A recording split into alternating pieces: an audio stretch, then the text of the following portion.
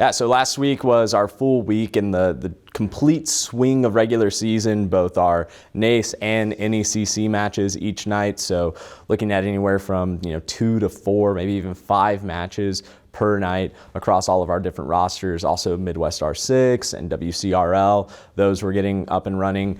We also got our WVAC Valorant match scheduled for tonight. So tonight, October 3rd, we'll be playing UW Whitewater at 7. That'll be a great time to start that local Wisconsin Valorant rivalry.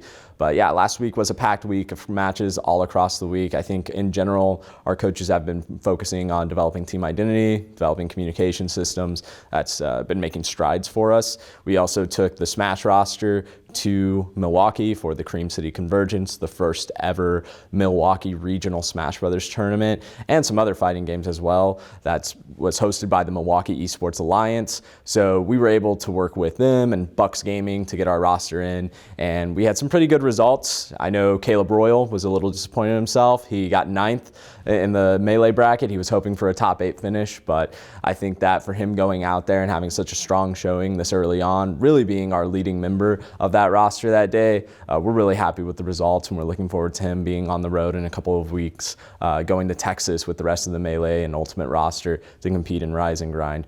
We also had some big qualifiers on the way. So we competed in the CRL East qualifiers number 2. We went 2-2 on the day, which was in our minds a really great result. We had some strong matches against some teams that were, on paper seated way above us. So to be able to come in, play some upsets, just in general, feel like we were a much more cohesive unit compared to what we had seen the previous week, where we had some leads in our matches that slowly slipped away in the second half.